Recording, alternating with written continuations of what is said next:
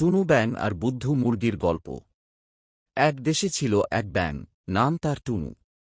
টুনু ছিল ভীষণ চালাক, কিন্তু অলস। আর ছিল এক মুরগি, নাম বুদ্ধু। নাম বুদ্ধু হলেও সে মোটেও বুদ্ধু না, একটু বেশি বুদ্ধিমান। একদিন টুনু বলল, এই বুদ্ধু, চল আজ দৌড় প্রতিযোগিতা করি। বুদ্ধু অবাক হয়ে বলল, তুমি তো সারাদিন পুকুরে বসে গান গাও, দৌড়াবে কি করে? টুনু হেসে বলল, কার্টুনে সবই সম্ভব। দৌড় শুরু হল।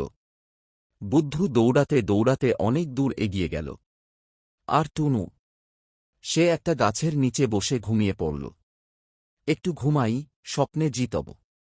এদিকে বুদ্ধু হঠাৎ পিছনে তাকিয়ে দেখল টুনু নেই। সে ভাবল, ওহ, নিশ্চয়ই ফাঁকি দিচ্ছে। বুদ্ধু তখন এমন কাজ করল যে সবাই অবাক। সে উল্টো দিকে দৌড়াতে শুরু করল, টুনুকে খুঁজতে। ঠিক তখনই টুনুর ঘুম ভাঙল। সে দেখল বুদ্ধু উল্টো দিক থেকে দৌড়াচ্ছে। টুনু চিৎকার করে বলল, এই, ফিনিশ লাইন ওদিকে। শেষে দুজন একসাথে ফিনিশ লাইনে পৌঁছাল।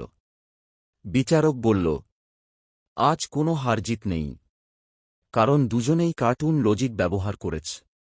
শিক্ষা: কার্টুনের দুনিয়ায় বুদ্ধি, বন্ধুত্ব আর হাসি সবচেয়ে বড় জয়।